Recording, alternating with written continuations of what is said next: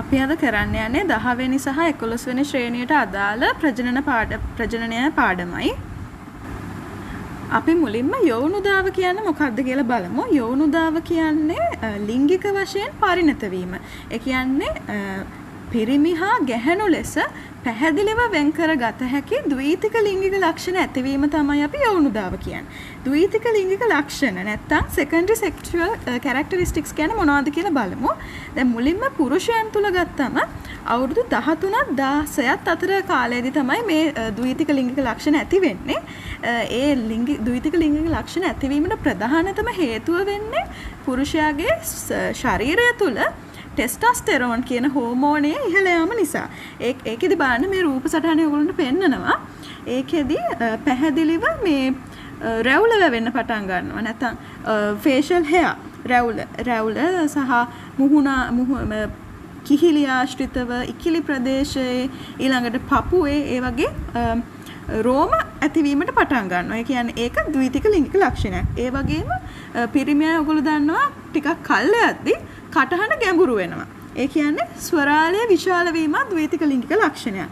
ඒ වගේම උරහිස් පළල් වෙනවා පිරිමින්ගේ. ඊළඟට පිරිමි දැන් පොඩි කාලේ ළමෙක් ලොකු වෙද්දී ඒ පැහැදිලිව පේන මාංශ පේශි වර්ධනයක් වෙනවා අවුරුදු 13ත් 16ත් අතරදී. එතකොට අපි මේ අස්ථි හා මාංශ පේශි වර්ධනයත් හඳුන්වනවා ද්විතික ලිංගික ලක්ෂණයක් කියලා. ඒ වගේම ප්‍රජනක අවයව විශාල වීම ඊළඟට මෙහෙම පියුබික් හෙයා කියන්නේ ලිංගික අවයව ආශ්‍රිතව රෝම මතුවීම ඒ වගේ වෙනස්කම් රැසකට පුරුෂ දේහය භාජනය වෙනවා මෙන්න මේ ද්විතික ලිංගික ලක්ෂණ ඇති වෙනකොට. ඒ වගේම ස්ත්‍රියකගේ ගත්තොත් ස්ත්‍රියකගේ වයස අවුරුදු 10ත් 14ත් අතර කාලයේදී තමයි මේ වෙනස් වීම ආරම්භ වෙන්නේ. ස්ත්‍රියකගේ ගත්තොත් අපි කිව්වා දැන් පුරුෂයෙකුගේ මේ ද්විතික ලිංගික ලක්ෂණ ඇති වෙන්න මේ මූලාශ්‍ර වෙන හෝමෝනය ටෙස්ටොස්ටෙරෝන් කියලා. නමුත් ස්ත්‍රියකගේ මේ හෝමෝනය ඊස්ට්‍රජන්. ස්ත්‍රියකගේ නම් ඊස්ට්‍රජන්.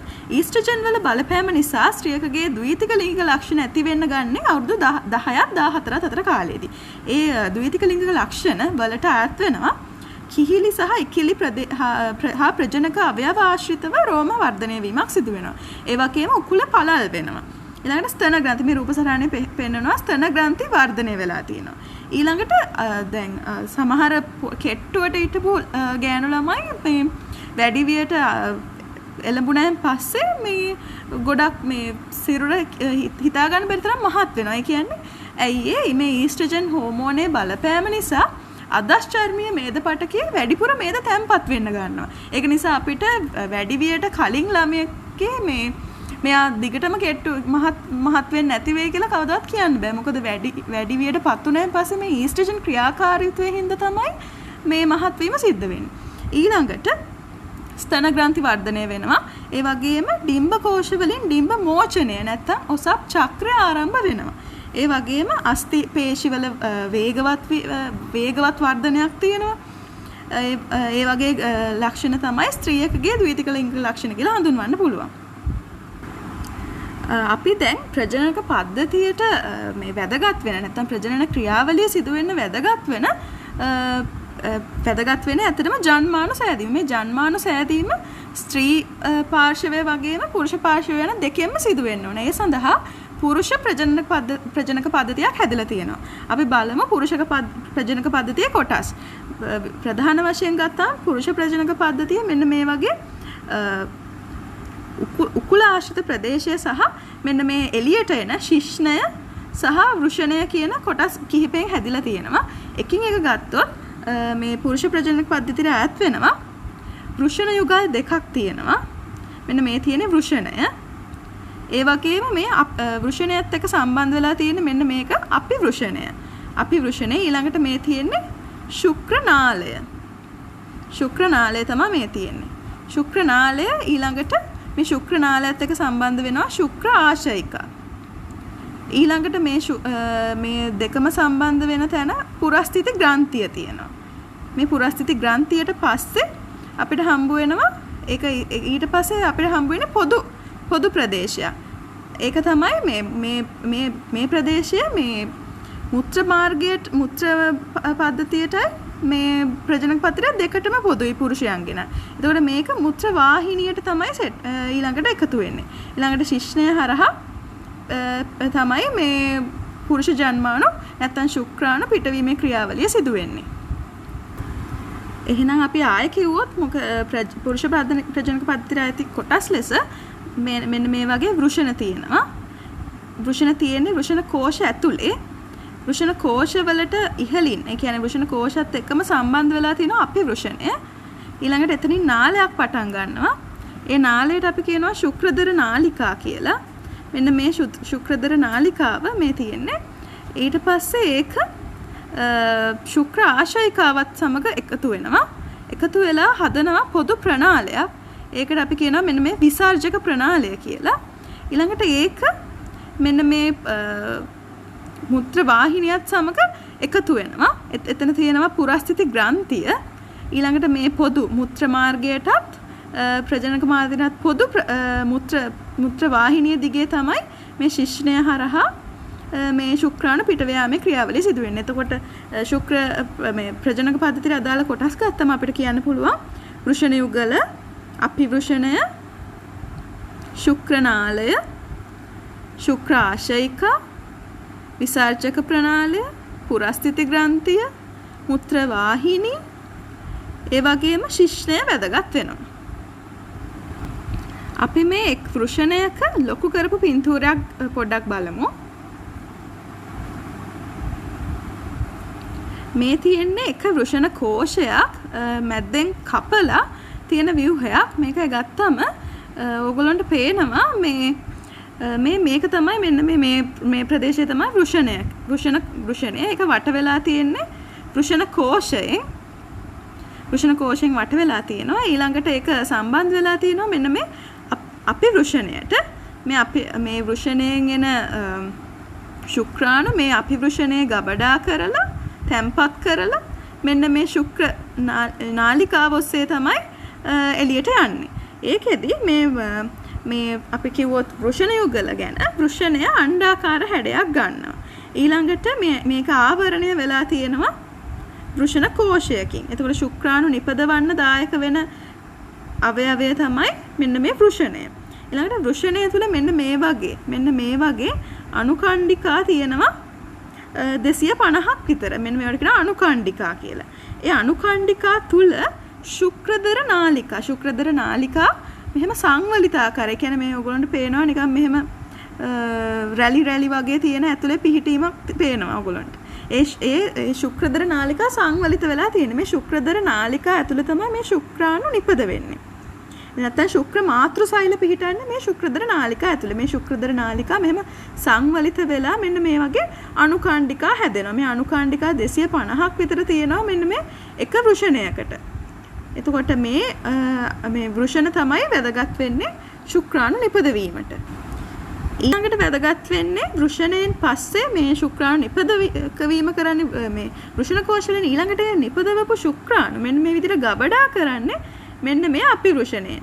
එතකොට මේ වෘෂණයත් සහ අපිවෘෂණය අතර සම්බන්ධතාවය තියෙන මෙන්න එතනින් මේ වෘෂණයේදී නිපදවන ශුක්‍රාණු ටික අපිවෘෂණය කරා ගෙනියනවා. එතකොට අපිවෘෂණයේදී తాවකාලිකව ගබඩා කිරීම සහ මේකෙදි මේ ශුක්‍රාණු වල වර්ධනයක් යම් කිසි අයුරක වර්ධනයක් සිදු වෙනවා. ඒ කියන්නේ අපි ගත්තොත් අපි දන්නවා සංසේචනයට ශුක්‍රාණු අවශ්‍යයි. නමුත් මේ වෘෂණ කෝෂ වලින් නිපද වෙච්ච ගමන් තියෙන ශුක්‍රාණුවකට බෑ සංසේචනය සම්පූර්ණ කරන්න. ඒ සඳහා මේගොල්ලෝ මෙන්න මේ අපිවෘෂණයේදී පරිණත වීමේ ක්‍රියාවලියකට ලක් වෙන්න අවශ්‍යයි. එතකොට මේ පරිණත වීමේ ක්‍රියාවලිය සහ ගබඩා වීම සිදු වෙන්නේ ශුක්‍රාණු වල తాවකාලිකව ගබඩා වීමක් සිදු වෙන්නේ මෙන්න මේ අපිවෘෂණය. එතකොට අපිවෘෂණ දෙකක් තියෙනවා. මෙන්න මේ තියෙන එක වෘෂණයක උඩ තියෙන අපිවෘෂණයක්. ඒ වගේම අනිත් පැත්තෙත් එහෙම එකක් තියෙනවා. එතකොට අපිවෘෂණ දෙකක් තියෙනවා. එහෙනම් ශුක්‍රනාලිකා සේරම එකතු වෙලා හැදෙනවා මොකද්ද අපිවෘෂණය. අපිවෘෂණය පිහිටන්නේ මෙන්න මේ වෘෂණ කෝෂවලට පිටුපසින් සහ ඉහළින් පිහිටනවා මෙන්න මේ ආකාරයට. ඊළඟ වැදගත් කොටස තමයි මෙන්න මේ අපිවෘෂණයෙන් එළියට එන මෙන්න මේ නාලය. වාස් ඩිෆරන්ස් කියලාත් කියනවා. මේකට කියන්නේ අපි ශුක්‍ර නාලය කියලා. මේ ශුක්‍ර නාලයෙන් තමයි මෙන්න මේ වෘෂණයේ නිපද වෙච්ච අපි වෘෂණයේ ගබඩා කරපු ශුක්‍රාණු පරිවහනය කරන්නේ මෙන්න මේ ශුක්‍ර නාලය මගින්. මේ රූපේ වඩාත් හොඳට පැහැදිලි වෙනවා. මේ රූපේ තියෙන්නේ මේ වෘෂණ කෝෂයක මේ කැපුමක්. එතකොට මේ තියෙන්නේ ශිෂ්ණය. ඔයගොල්ලන්ට පේනවා මේ පියුබික් හේයා තියෙනවා. ඊළඟට මේ තියෙන්නේ වෘෂණ කෝෂයක් ඇතුලේ තියෙන වෘෂණයක්. මේ වෘෂණයේ උඩ ඔයගොල්ලන්ට පේනවා අපි වෘෂණය තියෙනවා. එහෙනම් වෘෂණයේ නිපද වෙච්ච ශුක්‍රාණු අපි වෘෂණයේ ගබඩා කරලා මෙන්න මේ ශුක්‍ර නාලිකාව ඔස්සේ මේ තමයි පරිවහණය වෙන්නේ. එතකොට ඉස්සෙල්ලා මම කිව්වා මේ ශුක්‍රාණු පරිවහණය වෙන්නේ මෙන්න මේ ශුක්‍ර නාලය මගින්. ශුක්‍ර නාලය එක කෙලවරක් මෙන්න මේ ශුක්‍ර ආශයකාව. මේ ශුක්‍ර ආශයකාව කියන්නේ ග්‍රන්ථියක්. පුරුෂ ප්‍රජනක ආශ්‍රිත ග්‍රන්ථියක්. මේ ශුක්‍ර ආශයකා ප්‍රණාලයත් සමග එකතු වෙනවා. එකතු වෙලා හැදෙනවා මෙන්න මෙතන විසර්ජක ප්‍රණාලය කියලා එකක්. දැන් මම ඉස්සෙල්ලා කිව්වා මේ ශුක්‍ර නාලය ශුක්‍ර ආශයකාවත් එක්ක එකතුලා විසර්ජක ප්‍රණාලය හදනවා. මම කිව්වා මේ ශුක්‍ර ආශයකා කියන්නේ පුරුෂ ප්‍රජනක පද්ධතිය ආශ්‍රිත ග්‍රන්ථියක්. මේ ශුක්‍ර ආශයකා මගින් සුදු පැහැති ශ්‍රාවයක්. ඔයගොල්ලෝ දන්නවා මේ කියන්නේ ශුක්‍ර තරලයේ මේ ශුක්‍රාණු වලට අමතරව යම් තරලයක් තියෙනවා. ඒ කියන්නේ ශුක්‍රාණු සහ ඒ අතර තියෙන යම් ශ්‍රාවයක් තියෙනවා. ඒ සුදු පාට ශ්‍රාවය නිපදවන්න වැඩි හරියක්ම නිපදවන්න දායක වෙන්නේ මෙන්න මේ ශුක්‍ර ආශයකා. මේ ශුක්‍ර ආශයකා වලින් නිපදවන ශ්‍රාවය මෙන්න මේ අවස්ථාවේදී මේ විසර්ජක ප්‍රණාලය හරහා මෙන්න මේ මුත්‍ර මාර්ගයට එකතු වීම සිදු වෙනවා. ඊළඟට මේ ශුක්‍ර ආශයකාවල මේ තියෙන තරලය මගින් මේ ශුක්‍රාණු වලට මේ වෘෂණයේ නිපද වෙච්ච අපි වෘෂණයේ ගබඩා වෙච්ච ශුක්‍ර නාලිකා වලින් පරිවහණය වෙන ශුක්‍රාණු වලට අවශ්‍ය පෝෂණය සහ අනිකුත් අවශ්‍ය සංඝටක සපයනවා මෙන්න මේ ශුක්‍ර ආශයකා වලින් නිපද වෙන මේ සුදු පාට තරලය මගින්. එහෙනම් ශුක්‍ර ආශයකා කියන්නේ පුරුෂ ප්‍රජනක පද්ධතිය ආශ්‍රිත ග්‍රන්ථියක් කියලා අපිට හඳුන්වන්න පුළුවන්. ඊළඟට ඔයගොල්ලන්ට මේ පේනවා ඇති මේ තියෙන උඩ තියෙන මුත්‍රාශය නැත්නම් බ්ලැඩර් එක. මේ මුත්‍රාශයෙන් එන මුත්‍ර වාහිනිය මුත්‍ර මාර්ගයට මුත්‍ර වාහිනියට මෙන්න මේ විසර්ජක ප්‍රණාලය එකතු වෙනවා. එතන තියෙනවා මෙන්න මේ ග්‍රන්ථියක්. මේකට කියනවා අපි පුරස්ථිත ග්‍රන්ථිය කියලා. එතකොට මේ පුරස්ථිත ග්‍රන්ථියත් මේ පුරුෂ ප්‍රජනක පද්ධතිය ආශ්‍රිතව හමු වෙන ග්‍රන්ථියක්. ඒකෙනොත් ශුක්‍ර තරලයට අවශ්‍ය ශ්‍රාවයන් නිපදවීම තමයි සිදු වෙන්නේ. එතකොට පුරස්ථිත ග්‍රන්ථියේ නිපද වෙන ශ්‍රාවයනොත් මෙන්න මේ මාර්ගයට එකතු වෙනවා. අන්තිමට අපිට හම්බ වෙනවා ශුක්‍රාණු සහ ශුක්‍ර ආශයකා වලින් නිපද වෙච්ච ඒ වගේම පුරස්ථිත ග්‍රන්ථියෙන් නිපද වෙච්ච ශ්‍රාවයන් මෙන්න මේ මුත්‍ර මාර්ගයේදී අපිට හම්බ වෙනවා. ඊළඟට මේ මුත්‍ර වාහිනියට මෙන්න මේ සියල්ලම මුදා හරිනවා. ඊළඟට මොකද වෙන්නේ? ශිෂ්ණය හරහා තමයි මෙන්න මේ ශුක්‍රාණු පිට යාම සිදු වෙන්නේ. මේ ශිෂ්ණය ගත්තම ශිෂ්ණය වැදගත් වෙන්නේ ශුක්‍රාණු දැන් මේ නිපද වෙන ශුක්‍රාණු ස්ත්‍රී ප්‍රජනක පද්ධතියට මුදා හරින්න තමයි මේ ශිෂ්ණය වැදගත් වෙන්නේ. මේක පේශිමය අවයවයක්. ඒ වගේම මේකට රුධිරය ආවම මේක පිම්බිලා නැත්තම් මේ දෘಢ බවක් ලැබෙනවා මේ ශිෂ්ණයට. ඒ නිසා මේ ශිෂ්ණය මගින් මේ තමයි මේ ශ්‍රී ප්‍රජනක පද්ධතියට මේ ශුක්‍රාණු මුදා හැරීම සිදු වෙන්නේ. ඊළඟට අපිට මේ ශිෂ්ණය කෙලවරට අපි කියන්න පුළුවන් ශිෂ්ණ මුණ්ඩය කියලා. ඊළඟට ඒ ශිෂ්ණය ආවරණය වෙනවා පෙර සමෙන්. මෙන්න මේ රූපසරණයේ පෙන්වන විදිහට මේ පෙර සමෙන් ශිෂ්ණය ආවරණය වෙලා තියෙන්නේ. දැන් අපි පුරුෂ ප්‍රජනක පද්ධතියේ ක්‍රියාකාරීත්වය පොඩ්ඩක් බලමු. ඒකෙදි පුරුෂයෙක් වැඩිවියට පත් වෙන්න ගත්තා. මම කිව්ව විදිහට අර ද්විතික ලිංගික ලක්ෂණ ඇති වෙලා ටෙස්ටොස්ටෙරෝන් ප්‍රමාණය ඉහළ ගියාම මෙන්න මේ ශුක්‍රාණු ජනනය ආරම්භ වෙනවා. මම කලින් කිව්වා වගේ මේ ශුක්‍රාණු ජනනය ආරම්භ වෙන්නේ මෙන්න මේ ශුක්‍රදර නාලිකාවල තියෙන ශුක්‍රාණු මාතෘ සෛලවල ඇතුලේ. මෙන්න මේ ශුක්‍රදර නාලිකා කියන්නේ මෙන්න මේ සෙමිනිෆෙරස් ටිබියස් කියනවා. ඒ කියන්නේ මේ වෘෂණ කෝෂය ඇතුලේ තියෙන මේ සංවලිත වෙච්ච නාලිකා. මේ නාලිකා ඇතුලේ බිත්තිය තමයි මෙන්න මේ ශුක්‍රාණු මාතෘ සෛල තියෙන්නේ. මේ ශුක්‍රාණු මාතෘ සෛල වලින් තමයි මේ ශුක්‍රාණු පරිණත ශුක්‍රාණු බවට පත් වෙන්නේ. පරිණත වෙන්න මොකද වෙන්නේ? මේ ශුක්‍රාණු ටික මේ මෙන්න මේ මධ්‍ය මේ ශුක්‍ර නාලිකාවේ මධ්‍යය කරා යනවා. අපි රූපයකින් බලමු. මේ රූපේ තියෙන්නේ මේ ශුක්‍රදර නාලිකාවක මේ කැපුමක්. ඒ ගතම මේ තමයි බිත්තිය. මේ බිත්තියේ මේ තියෙන්නේ මේ ශුක්‍රාණු මාතෘ සෛල. නැත්තම් මේ ස්පර්මැටෝගෝනියම් කියන්නේ මේ ශුක්‍රාණු මාතෘ සෛල. ශුක්‍රාණු පරිණත වෙන්න මෙන්න මේ වගේ දැන් මේ පෙන්වන්නේ මේ ශුක්‍රදර නාලිකාවේ මේ මැද්ද. ඒ කියන්නේ හිල මේ ලූමන් එක. එතකොට මේ බිත්තියේ ඉඳන් පරිණත වෙමින් මේ ශුක්‍රදර නාලිකාවේ මධ්‍ය වෙතට මෙන්න මේ ශුක්‍රාණු යනවා. මේ ශුක්‍රාණු මාතෘ සෛල වලින් මෙන්න මේ වගේ මේ අවශ්‍ය වෙනවා සර්ටෝලි කියලා සෛල වර්ගයක් තියෙනවා. ඒ සෛල මේ මෙච්චර දුරට දැනුම මේ 10-11 වසරට අවශ්‍ය නැහැ. නමුත් කියන්න මේ සර්ටෝලි සෛල කියන්නේ මේ සන්ධාරණය සඳහා අවශ්‍ය සෛල වර්ගයක්. ඒ වගේම මේ ශුක්‍ර මාතෘ සෛල ටික මෙන්න මේ වගේ පරිණත වෙමින් ශුක්‍රාණු දක්වා. දැන් මේ අවස්ථාවවලදී ඔයගොල්ලන්ට පේනවා මෙතන වල්ගයක් නැහැ. ඒතර තව ටිකක් පරිණත වුණාම තමයි ශුක්‍රාණුවට වල්ගයකුත් එන්නේ. ඒ වගේ පරිණත වෙමින් මේ ශුක්‍ර නාලිකාවේ මධ්‍යයට යනවා. එහෙම පරිණත වෙච්ච ශුක්‍රාණු තමයි අර ශුක්‍ර මංකව ශුක්‍රදර නාලිකාවල මධ්‍යයට ගිහලා මෙන්න මේ ආකාරයට මේ අපිවෘෂණයත් එක්ක සම්බන්ධ වෙලා අපිවෘෂණයේදී ගබඩා වෙන. ඊට පස්සේ ශුක්‍රදර නාලිකා ඊට පස්සේ ශුක්‍ර ප්‍රනාලය හරහා තමයි ශුක්‍රාශයිකාවත් එක්ක එකතු වෙන්නේ. එහෙනම් අපි කිව්වොත් පුරුෂයෙක්ගේ විසර්ජනයේදී නැත්නම් ඉජකියුලේෂන් එකේදී නිකන් මේ ශුක්‍රාණු විතරක් නෙමේ ශුක්‍ර තරලය තමයි පිට වෙන්නේ. කියන්නේ ශුක්‍රාණුත් එක්ක යම්කිසි තරලයක් පිට වෙනවා. එහෙනම් මේ වෘෂණවල නිපද වෙන ශුක්‍රාණුයි අර මං කිව්ව ග්‍රන්ථි මොනවද මේ ශුක්‍රාශයිකා පුරස්ථිති ග්‍රන්ථිය කුෆ ග්‍රන්ථිය වගේ ග්‍රන්ථිවල එකතු වෙන ශ්‍රාවයන් එක්ක එන පොදු මේ ශුක්‍රාණුත් එක්ක තියෙන ඒ මිශ්‍රණය තමයි අපි ශුක්‍ර තරලය කියලා හඳුන්වන්නේ. එතකොට මේ මිලිලීටර් එකක් තුල මෙතනින් දැන් මේ ශිෂ්ණයෙන් පිට වෙන ශුක්‍ර තරලයේ මිලිලීටර් එකක් තුල ශුක්‍රාණු සෛල මිලියන ගාණක් තියෙනවා. ඒ වගේම මෙන්න මේ ශුක්‍රාණු ජනනය මේ උෂ්ණත්වයට ගොඩක් සංවේදී. ඒක නිසා දැන් අපි කල්පනා කරනවා දැන් ස්ත්‍රී ප්‍රජනක පද්ධතිය ගත්තොත් තනිකරම ශරීරය ඇතුලේ තියෙන්නේ. නමුත් දැන් පුරුෂ ප්‍රජනක පද්ධතිය මේ වෘෂණ කෝෂ සමෙන් එළියේ තියෙන්නේ. ඒ කියන්නේ මේ ශුක්‍රාණු ජනනයට මෙන්න මේ අඩු උෂ්ණත්වයක් අවශ්‍ය වෙනවා. දේහ උෂ්ණත්වයට වඩා අඩු උෂ්ණත්වයක් අවශ්‍ය වෙනවා. ඒ නිසා තමයි ස්වභාවිකම මේ වෘෂණ කෝෂ ශරීරයෙන් පිටතට පිහිටලා තියෙන්නේ. එහෙනම් අපි කිව්වොත් මේ එක කතා යනවා මේ රස්නේ තැන්වල වැඩ කරාම පස්සේ කාලෙකදී කියන්නේ අපි හිතමු ෆැක්ටරිස් කියලා මොන හරි කම්හල් කියමු.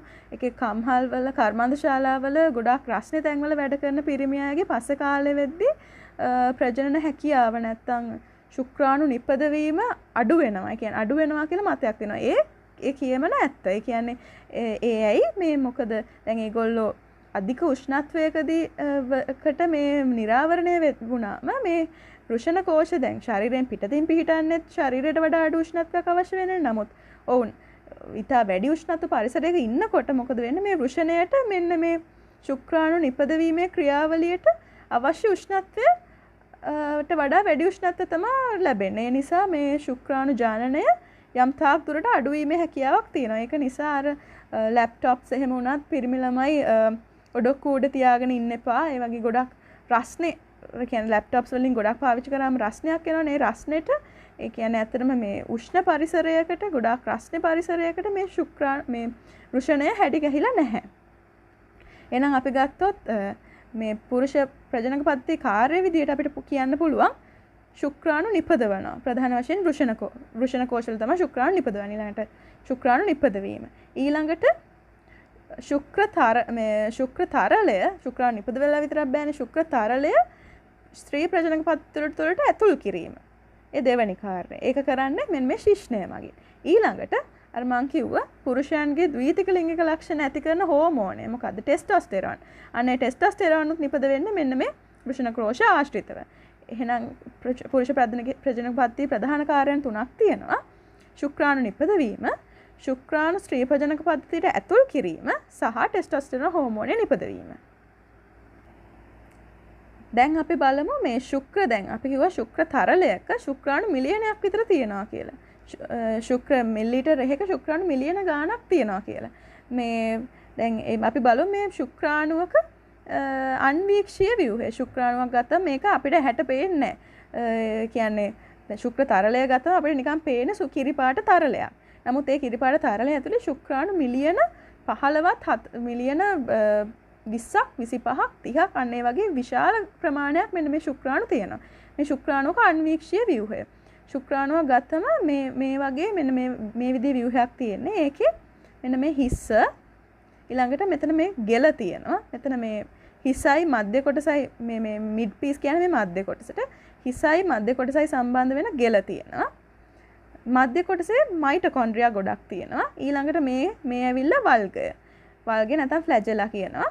එතකොට මේ හිසෙන් තමයි මේ ඩිම්බය පසාරු කරගෙන යන්න හැකියාව තියෙන මේ හිසට. ඊළඟට මේ ශුක්‍රාණු මං කියවනේ මේ ස්ත්‍රී ප්‍රජනක පද්ධතියට මුදා හරිනවා කියලා. ස්ත්‍රී ප්‍රජනක පද්ධතියට මුදා හැරියන් පස්සේ ඒ ස්ත්‍රී ප්‍රජනක පද්ධතිය තුල ගමන් කිරීමට අවශ්‍ය වෙන ශක්තිය දෙන්න මේ මෙතන තියෙන මයිටොකොන්ඩ්‍රියා වලින් ඒ වගේම මේ ඒ සඳහා අවශ්‍ය සංචරණ ව්‍යුහය තමයි මෙන්න මේ වල්ගය. එහෙනම් ශුක්‍රාණුවක අන්වීක්ෂීය ව්‍යුහය ගත්තම ප්‍රධාන වශයෙන් කොටස් තුනක් තියෙනවා. හිස, මධ්‍ය කොටස සහ වල්ගය. ඒකෙදි මධ්‍ය කොටසයි හිසයි සම්බන්ධ වෙන්නේ ගෙලෙන්. ඒ වගේම මධ්‍ය කොටසේ මයිටොකොන්ඩ්‍රියා විශාල ප්‍රමාණයක් තියෙනවා. ඊළඟට මේ වල්ගය උපකාරී වෙනවා මේ සංචරණය සඳහා. ඒ වගේම මේ හිසේ තියෙන ඇක්‍රොසෝම් එක කියනවා. හිසේ තියෙන ව්‍යුහය මගින් හිස මගින් තමයි ඩිම්බය පසාරු කරගෙන යාමේ හැකියාව ශුක්‍රාණුට ලැබෙන්නේ. ඊළඟට ප්‍රජනනය සඳහා වැදගත් වන අනෙක් පද්ධතිය තමයි ස්ත්‍රී ප්‍රජනක පද්ධතිය. දැන් පුරුෂ ප්‍රජනක පද්ධතියෙන් ශුක්‍රාණු හදනවා. ඊළඟට ස්ත්‍රී ප්‍රජනක පද්ධතියෙන් ඩිම්බ හදනවා. එහෙනම් ස්ත්‍රී ප්‍රජනක පද්ධතියේ කොටස් අපිට වැදගත් වෙනවා මේ ප්‍රජනනය ගැන ඉගෙන ගනිද්දී. ස්ත්‍රී ප්‍රජනක පද්ධතියේ කොටස් ගත්තම ප්‍රධාන වශයෙන් ඩිම්බ කෝෂ තියෙනවා. මේ වගේ ඩිම්බ කෝෂ දෙකක් තියෙනවා. ඊළඟට ඩිම්බ කෝෂ සම්බන්ධ වෙනවා මෙන්න මේ නාලයට. මෙන්න මේකට කියනවා මෙන්න මේ නාලයට. මේ නාල දෙකක් තියෙනවා. මෙන්න මේකට කියනවා පැලෝපිය නාලය කියලා. ඊළඟට මේ පැලෝපිය නාලය සම්බන්ධ වෙනවා මෙන්න මේ කියන ගර්භාෂය. මෙන්න මේක තමයි ගර්භාෂය. මේ ගර්භාෂයට දෙපැත්තෙන් පැලෝපිය නාල දෙක සම්බන්ධ වෙනවා. ඊළඟට ගර්භාෂයට පස්සේ ගර්භාෂය හැදිලා තියෙන්නේ මෙන්න මේ වගේ මේ පේශිමය ව්‍යුහයක්. ගර්භාෂය නිකන් පේශිමය මල්ලක් වගේ ලොකු ව්‍යුහයක් ගර්භාෂය. මේ ගර්භාෂය හැදිලා තියෙන්නේ දරුවෙක් දරා සිටින්න පුළුවන් වෙන්න තමයි මේ ගර්භාෂය හැඩ ගැලා තියෙන්නේ. ගර්භාෂය ඊළඟට ගැබ් ගෙල හරහා යෝනි මාර්ගයට සම්බන්ධ වෙනවා. මේ ගැබ් ගෙල කියන්නේ මෙන්න මේක. මෙන්න මේ ප්‍රදේශයට ගැබ් ගෙල කියනවා. මේක යෝනි මාර්ගය සමග සම්බන්ධ වෙනවා. එතකොට ශුක්‍රාණු එන්නේ කොහෙන්ද? මෙන්න මේ යෝනි මාර්ගයෙන් තමයි ශුක්‍රාණු මෙන්න මේ උඩට එන්නේ. උඩට ඇවිල්ලා ඩිම්බ නිපද වෙන්නේ කොහෙන්ද? මෙන්න මේ ඩිම්බ කෝෂයෙන්. අපි ඒව පස්සට කතා කරමු. දැනට අපි කොටස් ටික නම් කරමු. ඩිම්බ කෝෂ දෙකක් තියෙනවා. දෙපැත්තෙන් පැලෝපිය නාල තියෙනවා. පැලෝපිය නාල එකතු වෙනවා ගර්භාෂයට. ගර්භාෂය මේ වගේ පේශිමය ව්‍යුහයක්. මේ හොඳට මේ පේන්නේ පේශි. මේ පේශි. මේකට කියන අපි මයෝමෙට්‍රියම කියලා. මේ ගර්භාෂය ඇතුල් පැත්තට අපි කියන එන්ඩෝමෙට්‍රියම කියලා. ඒතර ගර්භාෂය ඇතුළට මෙන්න මේ ඇතුල් ප්‍රදේශයට අපි කියන්නේ එන්ඩෝමෙට්‍රියම. මේ මස්ල්ස් තියෙන හරිය මේ කියන්නේ පේශිමය කොටසට අපි කියනවා මයෝමෙට්‍රියම කියලා. මේ ගර්භාෂය ඊළඟට සම්බන්ධ වෙනවා ගැබ් ගෙලෙන් යෝනි මාර්ගයට. යෝනි මාර්ගය තමයි පිටතට විවෘත වෙන්නේ. එතකොට සිරුර තුර ස්ත්‍රී ප්‍රජනක පද්ධතියේ පිහිටීම තමයි මේ තියෙන්නේ. මෙන්න මේ වගේ පෙල්වික් කැවිටි එකේ නැත්තම් උකුල් ප්‍රදේශයට තමයි මෙන්න මේ ස්ත්‍රී ප්‍රජනක පද්ධතිය පිහිටන්නේ. එතකොට ස්ත්‍රී ප්‍රජනක පද්ධතිය කිව්වම සම්පූර්ණයෙන්ම ශරීරයෙන් ඇතුලේ පිහිටන්නේ. ඉන්ටර්නලි තමයි පිහිටන්නේ. එතකොට අර කොටස් ටික ආයෙ බලමු. ඩිම්බ කෝෂ තියෙනවා. මේ වගේ පැලෝපිය නාල තියෙනවා. දෙකක් තියෙනවා. මේ ගර්භාෂය තියෙනවා. ගැප් ගෙල තියෙනවා. නැත්තම් සර්වික්ස් කියනවා. එතන ගැප් ගෙලෙන් ගර්භාෂය සම්බන්ධ වෙනවා මේ යෝනි මාර්ගයට නැත්තම් වජයිනා එකට. මේ වජයිනා එක තමයි එළියට එක්ස්පෝස් වෙන ප්‍රදේශය. එහෙනම් යෝනි මාර්ගයෙන් තමයි එළියට ශ්‍රී ප්‍රජනක පද්ධතිය විවෘත වෙන්නේ. අපි දැන් මෙන්න මේ පෙන්වන ඩිම්බ කෝෂය නැත්තම් ශ්‍රී ප්‍රජනක පද්ධතියේ මූලස්ථානය. නැත්නම් ඩිම්බ නිපදවීමේ ක්‍රියාවලිය කරන තැන ඩිම්බ කෝෂය ගැන පොඩ්ඩක් කතා කරමු. ඩිම්බ කෝෂය ගත්තම උදර කුහරය තුර ශ්‍රෝණි ප්‍රදේශයේ පාර්ශ්වික බිත්ති වලට ආසන්නයේ තමයි ඩිම්බ කෝෂ මෙහෙම යුගලක් තියෙන්නේ. ඩිම්බ කෝෂයක අපි හරස් කඩ පොඩ්ඩක් බලමු. එතකොට මේ ඩිම්බ කෝෂයක් මෙන්න මෙහෙම කැපුවාම මෙන්න මේ වගේ රූපයක් තමයි එන්නේ. එතකොට ඩිම්බ කෝෂය ගත්තාම මේකේ ඇතුළේ ප්‍රදේශයට මේකට කියනවා අපි මජ්ජාව කියලා. බාහිකය තමයි මේ වටේ තියෙන්නේ. මේ වටේ තියෙන්නේ බාහිකය. එතකොට මේක මජ්ජාව. එතකොට මේ බාහිකයේ තියෙනවා ඩිම්බ හැදෙන තැන්. ඒවට අපි කියනවා ස්යුනිකා කියලා. නැත්නම් ෆොලිකල්ස් කියනවා. මෙන්න මේ ස්යුනිකා මේ වගේ පරිණත වෙලා තමයි ඩිම්බ නිපදවීම සිදු වෙන්නේ. දැන් මෙහෙම ගත්තාම එක එක වර්ගයේ ස්යුනිකා තියෙනවා. එක එක අවදිවල ඉන්න. එතකොට හැම මාසයකටම පාරක් හැම දින 28කටම පාරක් එක ස්යුනිකාවක් පරිණත වෙනවා. නැත්නම් එක ස්යුනිකාවක් රිලීස් වෙනවා. එතකොට තමයි අපිට මේ ආර්තව චක්‍රය ඇති වෙන්නේ. ගත්තම මේ ඩිම්බ කෝෂය ඇතුලේ හරස් කඩ ඇතුලේ මෙන්න මේ වගේ ප්‍රාථමික ස්යුනිකා නැත්නම් ප්‍රයිමරි ෆොලිකල්ස් ඊළඟට සෙකන්ඩරි ඒවා ද්විතීක දෙවනි ස්ටේජ් එකේ ඉන්න ස්යුනිකා ඊළඟට ග්‍රාෆීය ස්යුනිකා නැත්නම් ඒක ඇත්තටම පරිණත ස්යුනිකාවක් ග්‍රාෆීය ස්යුනිකා ඊළඟට ග්‍රාෆීය ස්යුනිකාව තමයි අර විදියට පුපුරන්නේ නැත්නම් මේ ඩිම්බ කෝෂය එළියට එන්නේ මේ ග්‍රාෆීය ස්යුනිකාව ඩිම්බය එළියට එන්නේ මේ ග්‍රාෆීය ස්යුනිකාව පිපුරුවෙන් පස්සේ එතකොට තමයි අර අපි කිව්ව ආර්තව චක්‍රය ආරම්භ වෙන්නේ. මේ ග්‍රාෆීය ස්යුනිකා ඊට පස්සේ මෙන්න මේ පීත දේහය, ශ්වේත දේහය, ඊළඟට පීත දේහය මෙන්න මේ වගේ මේ ස්ටේජස් මේ කියන්නේ අවස්ථා රාශියකින් තමයි මේ ඩිම්බ කෝෂයක් තුල ඩිම්බ නිපදවීමේ ක්‍රියාවලිය සිදු වෙන්නේ. එහෙනම් ඩිම්බ කෝෂයක හරස් කඩක් ගත්තොත් බාහිකය සහ මජ්ජාව කියලා කොටස් දෙකකට බෙදන්න පුළුවන්. මජ්ජාව කියන්නේ හැම වෙලෙම ඇතුලේ තියෙන ටිකට. බාහික කියන්නේ මේ වටේ තියෙන ටිකට. එතකොට මෙම ගත්තම විවිධ පරිණත අවස්ථාවල ඉන්න ස්යුනිකා තියෙනවා. ප්‍රාථමික ස්යුනිකා, ද්විතීක ස්යුනිකා, ඊළඟට ග්‍රාෆීය ස්යුනිකාව. ග්‍රාෆීය ස්යුනිකාව පුපුරලා තමයි මෙන්න මේ විදිහට ඩිම්බ එළියට එන්නේ. ඩිම්බ මෝචනය සිදු වෙන්නේ නැත්නම් ඔවියුලේෂන් එක වෙන්නේ. ඊළඟට පිපුරුලා ඉවර වෙච්ච ග්‍රාෆීය ස්යුනිකාව තමයි මෙන්න මේ විදිහට හැදෙන්නේ ශ්වේත දේහය විදිහට. ශ්වේත දේහයට අපි කියන කෝපස් ලුටියම් කියලා. ශ්වේත දේහය තවදුරටත් හැකිලිලා තමයි මෙන්න මේ විදිහට පීත දේහය හැදෙන්නේ. ඒ එක එක කොටසින් එක එක කෘත්‍යයන් ඉටු කරනවා.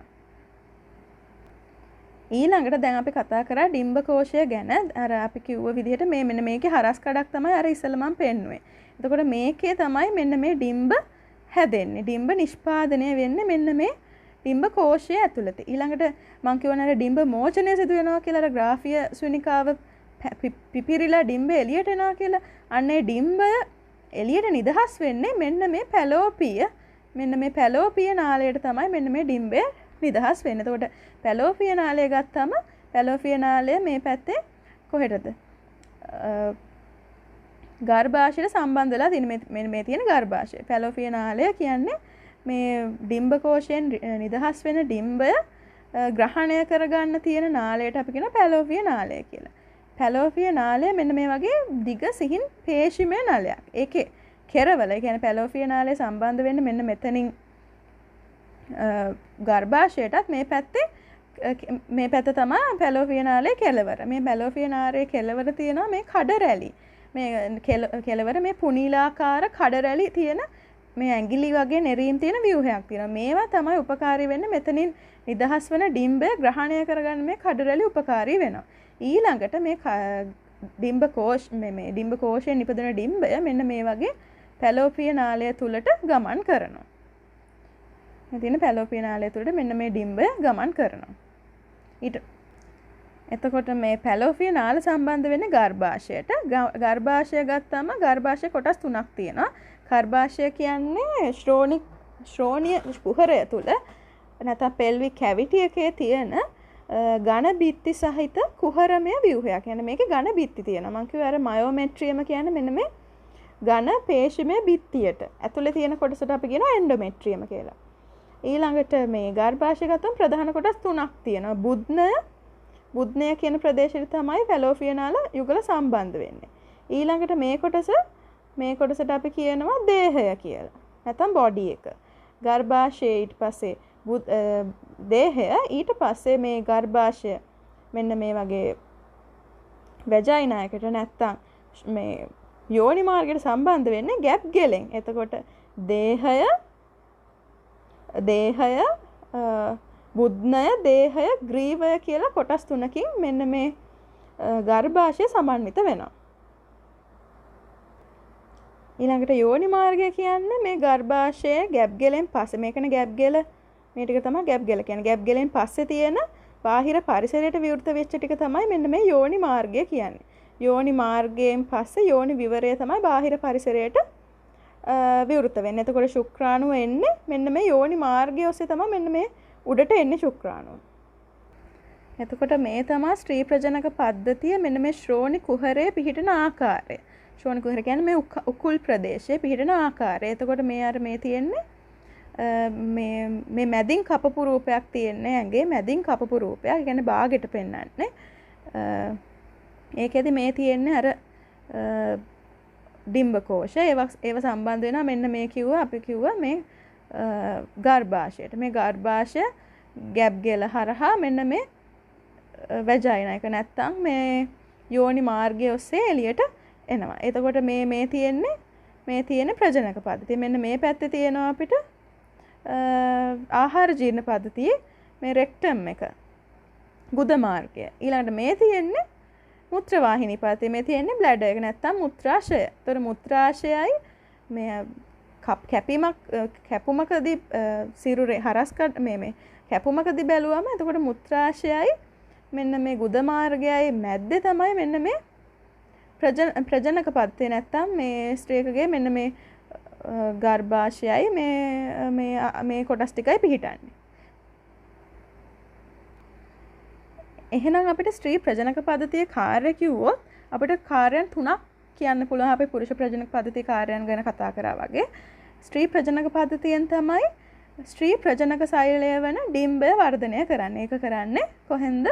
ඩිම්බ කෝෂයෙන්. ඊළඟට භ්‍රූණය වර්ධනය වෙන අවකාශය සපයනවා. ඒක කරන්නේ මෙන්න මේ ගර්භාෂය නැත්නම් යුටරස් එකෙන්. ඒ වගේම ඊස්ට්‍රජන් සහ ප්‍රොජෙස්ටරෝන් යන හෝමෝන නිපදවෙනවා.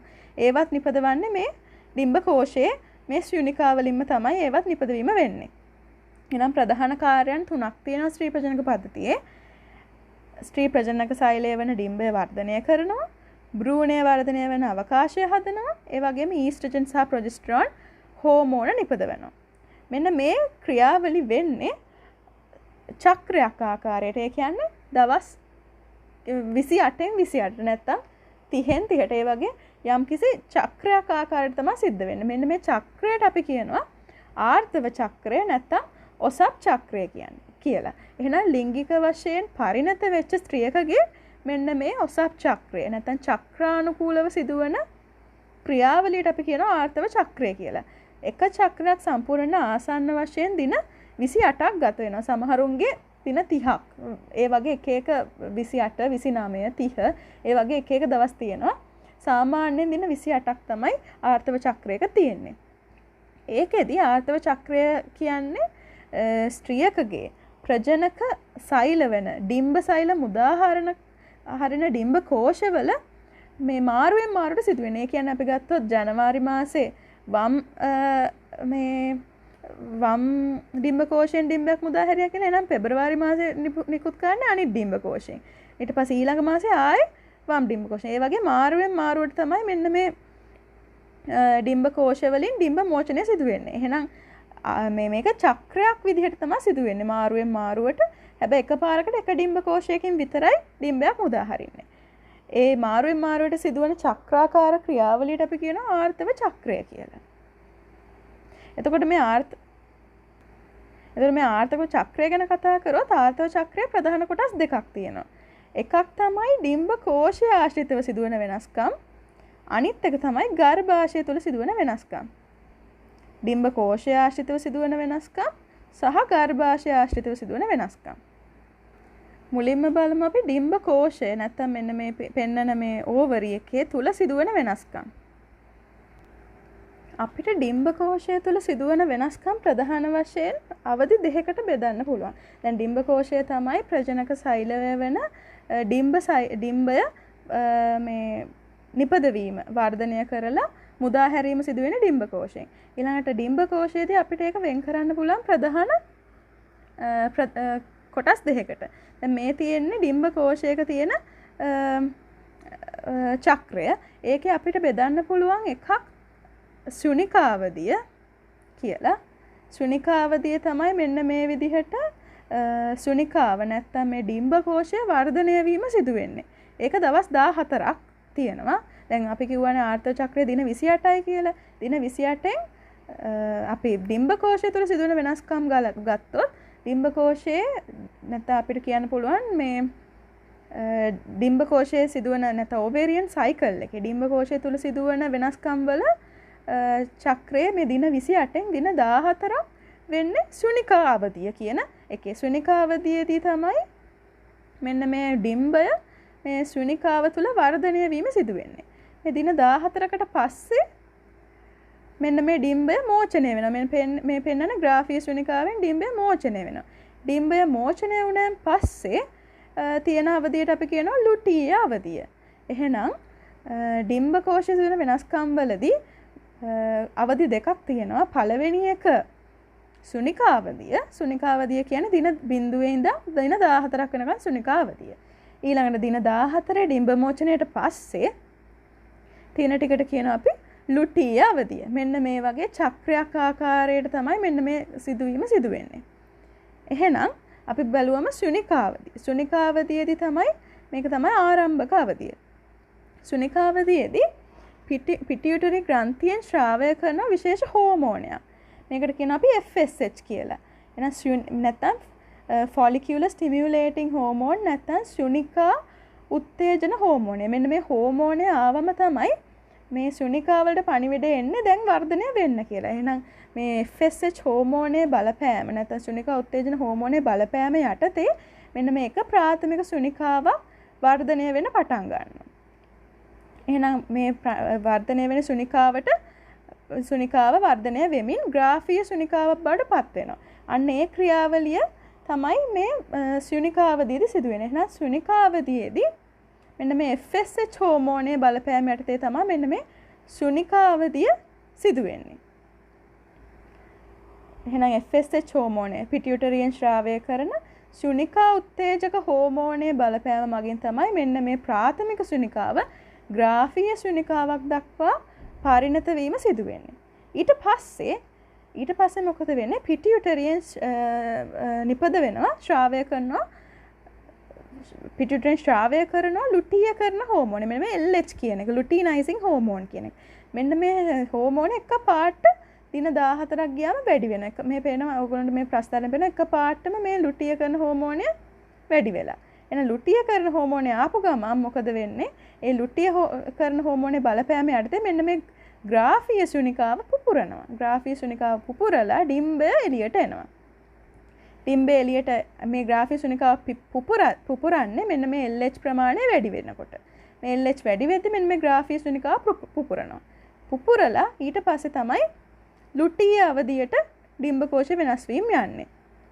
එතකොට මෙන්න මේ ලුටීය අවධියේදී තමයි මේ ඩිම්බය පැලෝපිය නාලය වෙත මුදා හරින්නේ.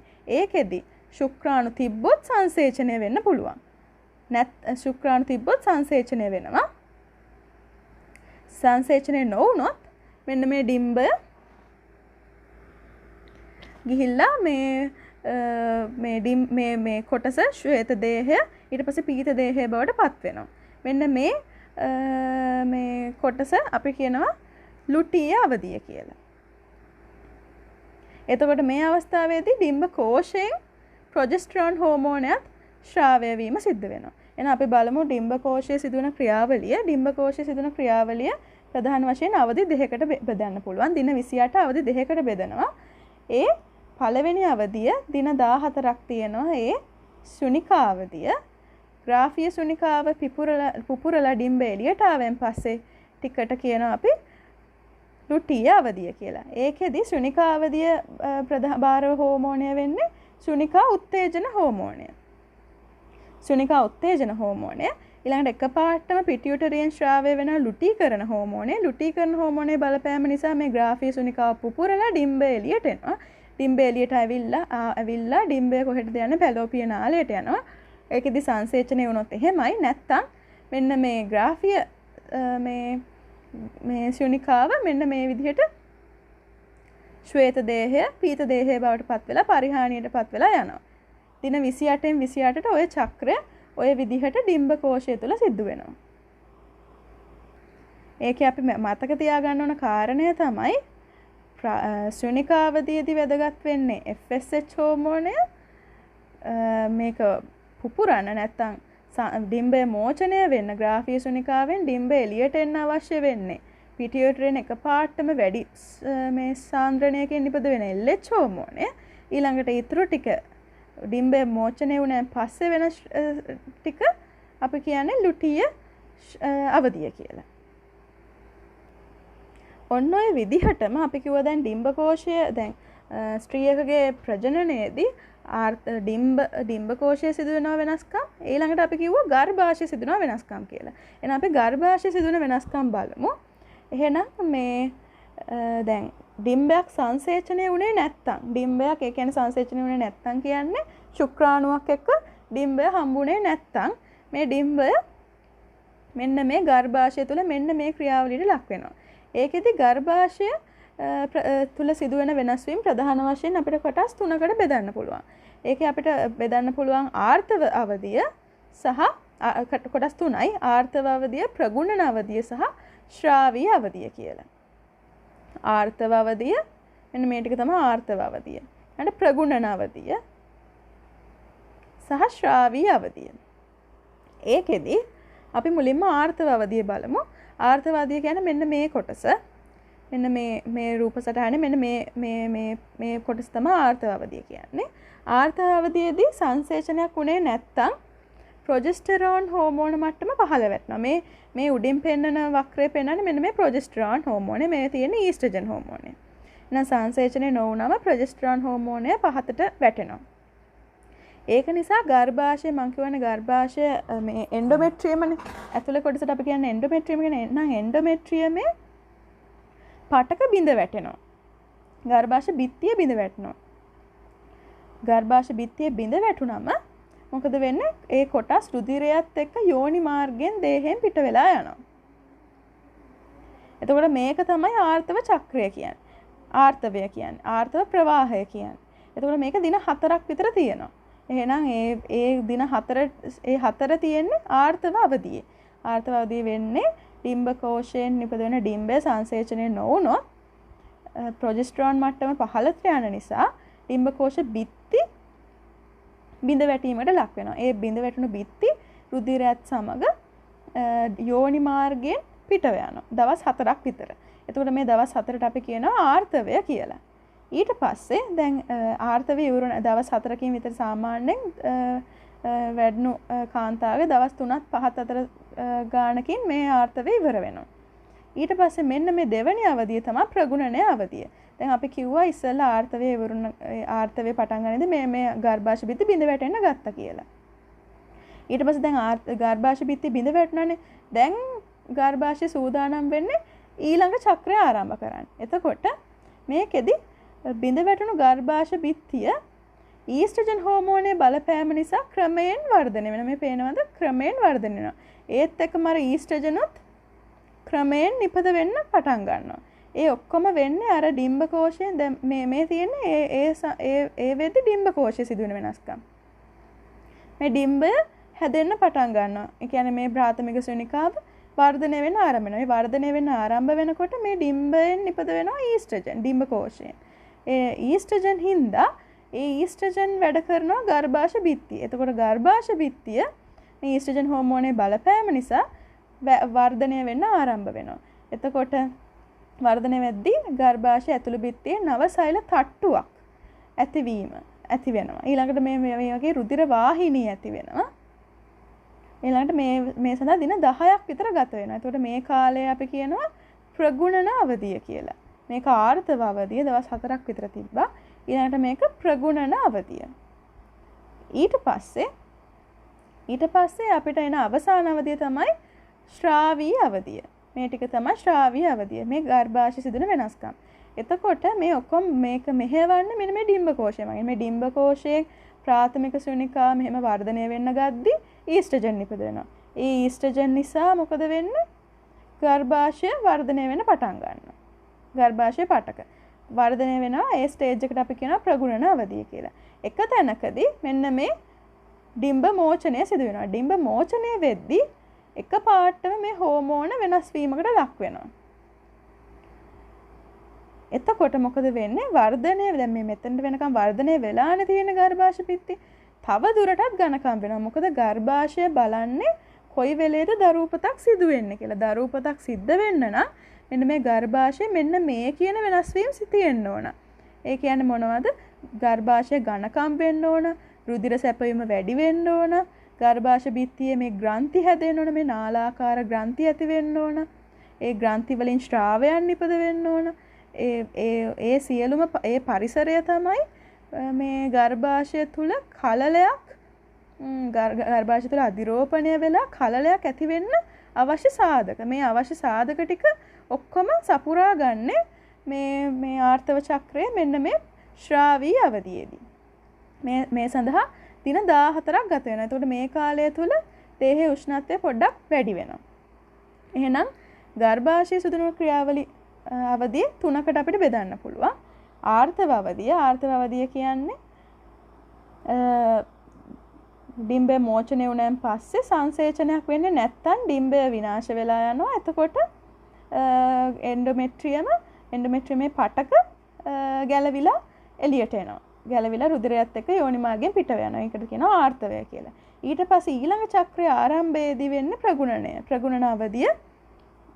ප්‍රගුණන අවධියේදී අරහේ ඩිම්බකෝෂයේ මේ විදිහට සියුනිකා පරිණත වෙන්න ගත්තී ඊස්ට්‍රජන් වැඩි වෙලා ගර්භාෂය මත ඒ ඊස්ට්‍රජන් ක්‍රියා කරලා එන්ඩෝමෙට්‍රියම වර්ධනය වෙනවා. ඊළඟට එක අවස්ථාවකදී ඩිම්බ මෝචනය සිදු වෙනවා. ඒකෙදි සිදුවෙන හෝමෝන මේ වෙනස් වීම නිසා දැන් ඩිම්බ මෝචනය වෙලා තියෙනවා. ඕන වෙලාවකදී මේ මෝචනය වෙච්ච ඩිම්බයත් එක්ක ශුක්‍රාණුවකට එකතු වෙන්න පුළුවන්. එහෙම එකතු වුණ ගමන් වෙන්නේ දරූපත. එහෙනම් හැම වෙලේම ගර්භාෂය බලන්නේ දරූපතකට ගර්භාෂය සූදානම් කරන්න. එහෙනම් මේ ශ්‍රාවී අවධියේදී ගර්භාෂය මේ වගේ ඝන වෙලා රුධිර සැපයීම වැඩි වෙලා ශ්‍රාවී තත්වයකට පත් වෙනවා. මේ සඳහා දවස් 14ක් ගත වෙනවා. එහෙනම් ගර්භාෂය ගත්තම ආර්තව අවධිය, ප්‍රගුණන අවධිය, ශ්‍රාවී අවධිය කියලා තුනකින් සම්බන්ධ වෙනවා. ඊළඟට අපි බලමු සංසේචනයේ අධිරෝපණය කියන්නේ මොකක්ද කියලා. දැන් මේ විදිහට මේ පොඩි වීඩියෝ එකෙන් පෙන්වන විදිහට මෙන්න මේ ශුක්‍රාණුව මෙහෙන් එනවා. ඊළඟට මෙහෙන් මේ පැත්තෙන් ඩිම්බය එනවා. එතකොට මේ දෙක මෙන්න මේ පැලෝෆිය නාලයේදී එකතු වෙලා මේ හැදෙන මේක අධිරෝපණය වෙනවා. මෙන්න මේ පෙන්වන්නේ මේ ශුක්‍රාණුව වෙන්නේ මෙන්න මේ පැත්තෙන්. යෝනිය මාර්ගයෙන් තමයි මේ පුරුෂ ප්‍රජනක පද්ධතියේ ශිෂ්ණය නිදහස් කරන ශුක්‍රාණු මෙන්න මේ යෝනි මාර්ගයෙන් තමයි උඩට එන්නේ. මෙන්න මේ උඩට ඇවිල්ලා ගර්භාෂය පැත්තට ඇවිල්ලා පැලෝපිය නාල දිගට එනවා. එතකොට මෙහෙන් ස්ත්‍රී ප්‍රජනක පද්ධතියේ ඩිම්බය මේ පැත්තෙන් එනවා. මේ පැත්තෙන් එන ශුක්‍රාණුවෙන් මෙන්න මෙහෙන් එන ඩිම්බකෝෂය ඩිම්බය සමග සම්බන්ධ වෙනවා. අන්නේ සම්බන්ධ වෙන ක්‍රියාවලියට අපි කියනවා සංසේචනය කියලා. සංසේචනයේදී මම අර කිව්වා වගේ මේ තියෙන ලොකු ඩිම්බය මේ ඩිම්බේ වටේට මේ ශුක්‍රාණු එකිනෙකා තරංගයක යෙදෙනවා මේ ඩිම්බෙත් එක්ක සම්බන්ධ වෙන්න. මම කිව්වා අර ශුක්‍රතරලය මිලිලීටරයක තියෙනවා මිලියන ගාණක්. එහෙනම් මේ සංසර්ගයකදී ශුක්‍රාණු මිලියන ගාණක් ස්ත්‍රියකගේ ප්‍රජනක පද්ධතියට මුදා හරිනවා. නමුත් ඔය ශුක්‍රාණු මිලියන ගාණෙන් එක ශුක්‍රාණුවකට තමයි පුළුවන් වෙන්නේ මෙන්න මේ ඩිම්බය සමග සම්බන්ධ වෙලා සංසේචනය වෙන්න. ඒකෙදි ඇත්තටම අනිත් ශුක්‍රාණු විනාශ වෙලා යනවා. භාගයක් ශුක්‍රාණු ඒ කියන්නේ ස්ත්‍රියකගේ ප්‍රජනක පත්වය ගත්තම යෝනි මාර්ගයේ ප්‍රදේශයේම ආම්ලිකතාවය වැඩි. ඒතර ඒ ආම්ලික ගතියේදී මෙන්න මේ ශුක්‍රාණු භාගයක් විනාශ වෙලා අන්තිමට එන්න පුළුවන් වෙන ශුක්‍රාණු ටික තමයි මේ ඩිම්බයට ලං වෙන්නේ. මේ අන්තිම ශුක්‍රාණු ටික. ඒකෙනොත් එක ශුක්‍රාණුවකට විතරයි පුළුවන් වෙන්නේ ඩිම්බයත් එක්ක එකතු වෙන්න. එතකොට එකතු වෙන ක්‍රියාවලියට අපි කියනවා සංසේචනය කියලා. මේ තියෙන්නේ ශුක්‍රාණුවක් ඩිම්බයක් පෙනිට්‍රේට් කරන අවස්ථාවක්. මේ සංසේචනය වෙන අවස්ථාවක් තමයි මේ තියෙන්නේ.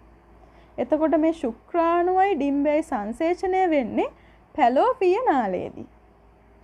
මේ තියෙන පැලෝපිය නාලය මේ තියෙන්නේ. එතකොට මේ මෙහෙන් ඩිම්බේ මේ ඩිම්බ කෝෂයෙන් නිපද වෙන ඩිම්බය මෙහෙන් එනවා. අර පහලින් එනවා මේ ශුක්‍රාණුව. ඊට පස්සේ ශුක්‍රාණුව මෙන්න මේ වගේ ගර්භාෂයට ඇවිල්ලා මෙන්න මෙහෙම ගමන් කරනවා පැලෝපිය නාල දිගේ.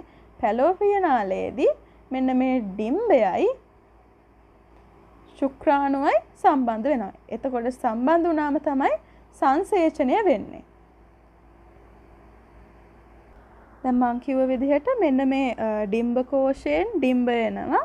මේ පැත්තෙන් ශුක්‍රාණු ඇවිල්ලා මෙන්න මේ හරියේදී සංසේචනය වෙනවා. සංසේචනය වෙන්නේ එහෙනම් පැලෝපිය නාලයේදී තමයි සංසේචනය වෙන්නේ. සංසේචනය වුණාන් පස්සේ ඩිම්බ සෛලය හා ශුක්‍රාණුවේ න්‍යෂ්ටික ද්‍රව්‍ය එකතු වෙනවා. සංසේචනයේදී ඩිම්බයේ ශුක්‍රාණුවේ න්‍යෂ්ටික ද්‍රව්‍ය එකතු වෙලා හැදෙන දෙයකට කියනවා අපි යුක්තාණුව කියලා. යුක්තාණුව නැත්නම් සයිගෝට් කියනවා. එතකොට යුක්තාණුව පැලෝපිය නාලයේ ඔස්සේ මෙන්න මේ තියෙන ගමන් මාර්ගය මේ දින තියෙන්නේ මේ පළවෙනි දවසේ මේ දෙවෙනි දවසේ ඔන්න ඔහම ගමන් කරනවා. ගමන් කරලා පැලෝපිය නාලයේ ඔස්සේ ගමන් කරලා මෙන්න මේ විදිහට ගර්භාෂයේ බිත්තියේ අධිරෝපණය වීම සිදු වෙනවා. එතකොට කිව්වොත් මේ පැලෝපිය නාල දිගේ මෙන්න මේ යුක්තාණුව ගමන් කරද්දී ඒගොල්ලෝ සෛල විභාජනයට ලක් වෙලා සෛල ප්‍රමාණය වැඩි කරගන්නවා. වැඩි කරගෙන ඒක යම් අවස්ථාවකදී මොරුලාව බවට පත් වෙනවා. මේ තියෙන්නේ දැන් මේ සංසේචනය වෙන අවස්ථාවේ. සංසේචනයෙන් පස්සේ මොකද වෙන්නේ? ශුක්‍රාණුවේ න්‍යෂ්ටික ද්‍රව්‍යය ඩිම්බේ න්‍යෂ්ටික ද්‍රව්‍යය එකතු වෙලා හැදෙනවා යුක්තාණු. ඊට පස්සේ සෛල විභාජනය වෙලා මේ වගේ මේ සෛල දෙක අවස්ථාව, සෛල හතර අවස්ථාව ඔහොම ගිහිල්ලා සෛල බෙදිලා අන්තිමට හදනවා මොරුලාව කියලා සෛල 16 අවස්ථාව. මොරුලා අවස්ථාව එන්නේ සාමාන්‍යයෙන් දින 4ෙදි වගේ. දින 4ෙදි දින 3ෙදි වගේ තමයි මෙන්න මොරුලා අවස්ථාව එන්නේ. මේ මොරුලාව ඊට පස්සේ තවත් විභාජනයට ලක් වෙලා මෙන්න මේ විදිහට මේ ගර්භාෂ බිත්තිය පසාරු කරගෙන පටක විකාදනය කරමින් එහි ගිලී තැම්පත් වෙනවා. මෙන්න මේ ක්‍රියාවලියට කියනවා අධිරෝපණය කියලා. හරිද? එතකොට අධිරෝපණයෙන් පස්සේ වෙන්නේ අධිරෝපණය වුණාන් පස්සේ මෙන්න මේ කලලය තව දුරටත් ඒකේ සෛල විභාජනයට ලක් වෙනවා. කලලේ විභාජනයට වෙලා ලක් වෙලා ඊට පස්සේ ඒක ඇතුලේ තරලයක් පිරෙනවා. ඒ තරලයට අපි කියන තරලයක් පිරෙනවා. ඊට පස්සේ තරලේ පිරුණාන් පස්සේ මේක තව දුරටත් වර්ධනය වෙලා සති 9ක් විතර ගියාන් පස්සේ අපි ඒකට කියනවා කලලය කියලා. එහෙනම් සති 9කටින් පස්සේ කලලය කියනවා. දවස් 4ෙදි අපි කිව්වේ මොකද? මොරුලාව. අධිරෝපණය වුණාන් පස්සේ දවස් සති 9කින් අපි කියනවා කලලය කියලා. ඊට පස්සේ කලලය භ්‍රූණය බවට පරිවර්තනය වෙනවා සෛල බෙදිලා ගිහිල්ලා. මං කිව්වා කලලය විකසනය වෙලා මෙන්න මේ වගේ භ්‍රූණය බවට පත් වෙනවා. ඒතකොට මේ භ්‍රූණය කියන්නේ මේ එන්න ඉන්න බබා මේ හැදෙන පියවරවල්. ඒතකොට මේ භ්‍රූණය මව හා සම්බන්ධ වෙන්න මෙන්න මේ වගේ කලල බන්ධය කියලා මේ දෙයක් හැදෙනවා. කලල බන්ධයෙන් කරන්නේ මේ භ්‍රූණයට අවශ්‍ය පෝෂක ද්‍රව්‍ය සේරම මවගේ රුධිර සංසරණ පද්ධතිය හරහා මෙන්න මේ කලල බන්ධය හරහා දරුවා මේ භ්‍රූණයට මේ සම්බන්ධ වෙනවා. ඊළඟට භ්‍රූණයේ නිපද වෙන මේ බහිස්ත්‍රාවී ද්‍රව්‍ය මෙන්න මේ කලල බන්ධය හරහා මවගේ සිරුරට බැහැරවීම වෙනවා. එතකොට නමුත් මේ භ්‍රූණය හරහා රුධිර හුවමාරුවක් සිදු වෙන්නේ නැහැ. එහෙනම් පෝෂක ද්‍රව්‍ය විතරයි හුවමාරු වෙන්නේ. ඒ කියන්නේ රුධිරයේ හුවමාරු වීමක් සිදු වෙන්නේ නැහැ. පෝෂක ඔක්සිජන් සමහර විෂ බීජ ඒවා තමයි මෙන්න මේ කල්ල බන්ධය හරහා දරුවාට ගමන් කරන්නේ. නමුත් රුධිරය කියන්නේ මවගේ රුධිරයයි දරුවාගේ රුධිරයයි මේ වෙලේ මිශ්‍ර වෙලා නැහැ. මවට දරුවාට වෙනම රුධිර සංසරණ පත්තියක් තියෙනවා, මවට වෙනම රුධිර සංසරණ පත්තියක් තියෙනවා. මවගේ පෝෂණය, අවශ්‍ය පෝෂණ ද්‍රව්‍ය, ඔක්සිජන් ඒවා තමයි මෙන්න මේ කල්ල බන්ධය හරහා දරුවාට යන්නේ. කිසිම වෙලාවක මවගේ රුධිරය දරුවාගේ රුධිරය සමග මිශ්‍ර වෙන්නේ නැහැ මේ දරුවා මේ විකසනය වෙන අවස්ථාවලදී. ඊළඟට මෙන්න මේ විදිහට එක එක මාසවලදී එක එක මේ භ්‍රූණයට විශේෂ වෙනස්කම් සිදු වෙනවා. මාස 3ේදී ගත්තම මේ මිනිස් ස්වරූපයක් ගන්නවා. දැන් මේ වෙලේ මිනිස් ස්වරූපයක් තිබ්බේ නැහනේ. මේ අවස්ථාවේ දැන් මාස 3ේදී මිනිස් ස්වරූපයක් ගන්නවා. ඊළඟට ඇඟිලි වල නිය සෑදීම ආරම්භ වෙනවා. ඒ වගේ විශේෂ වෙනස්කම් වෙනවා. මාස 4ක් වෙද්දී අස්ථි සැකිල්ල විකසනය වෙනවා, රෝම වැඩෙනවා. මාස 5ක් වෙද්දී භ්‍රූණය සම්පූර්ණයෙන්ම රෝම වලින් වැසෙනවා. භ්‍රූණ චලන මේ මවට පළමුවට දැනෙනවා. ඒ කියන්නේ අර මේ බබාර ගහන සද්ද දැනෙනවා කියන්නේ අන්නේ මාස 5 වෙද්දී වගේ තමයි භ්‍රූණ චලන එන්නේ. ඊළඟට භ්‍රූණයේ හෘද ස්පන්දනය අපිට හොයාගන්න පුළුවන්. මාස 6 දී ඇහි බැම පිහාටු විකසනය වෙනවා. මාස 7 වෙද්දී ඇසිපිය විවෘත වෙනවා. චර්මයේ රැලි ගැසෙන ස්වභාවයක් දරනවා. ඒ වගේ මාස 8 වෙද්දී අදස් චර්මීය මේද තැන්පත් වෙනවා. ඒ වගේ විශාල වෙනස්කම් රාශියකට මෙන්න මේ භ්‍රූණය නැත්නම් මේ ඇතුලේ ඉන්න දරුවා විවිධ වෙනස්කම් රාශියකට ලක් වෙනවා. ඊට පස්සේ දරු ප්‍රසූතිය වෙන්නේ මාස 9ක් විතර ගියන් පස්සේ. දරු ප්‍රසූතිය ආසන්න වෙද්දී දැන් මුලින් පේන ඔයගලන්ට බබා හිටියේ ඔළුව උඩ පැත්තට. නමුත් දැන් මේ අන්තිම හරිය වෙද්දී දරු ප්‍රසූතිය ආසන්න වෙද්දී මේ ඔළුව පහළට තමයි පිහිටන්නේ. ඊළඟ දින 280ක් විතර පමුණුවෙන් පස්සේ භ්‍රූණ විකසනය සම්පූර්ණ වෙනවා. ඊට පස්සේ මේ දරු ප්‍රසූතිය ආසන්න වෙද්දී දරුවාගේ මේ හෝමෝන මේ වෙනස් වීමකින් තමයි දරු ප්‍රසූතියට පළවෙනි උත්තේජනය ලැබෙන්නේ. ඊට පස්සේ මේ දරුවාගේ හිස මෙන්න මේ විදිහට මේ ගර්භාෂයට තල්ලු වෙලා මෙන්න මේ යෝනි මාර්ගයෙන් දරුවා එළියට එීම තමයි දරු ප්‍රසූතියේදී සිද්ධ වෙන්නේ. මෙන්න මේ විදිහට මේ යෝනි මාර්ගය හරහා දරුවා මෙන්න මේ විදිහට තමයි එළියට එන්නේ. ඊට පස්සේ මෙන්න මේ කලල බන්ධය දරු ප්‍රසූතියෙන් පස්සේ මෙන්න මේ ආකාරයට පිට වෙනවා. එහෙනම් දරු ප්‍රසූතියකදී අර පෙකණි වල මේ කපල ගැට ගහන්නේ මෙන්න මේ කලල බන්ධය. එහෙනම් දරු ප්‍රසූතියත් එක්ක ස්ත්‍රී ප්‍රජනන හා පුරුෂ ප්‍රජනන පද්ධතිය කාර්ය අවසන් වෙනවා.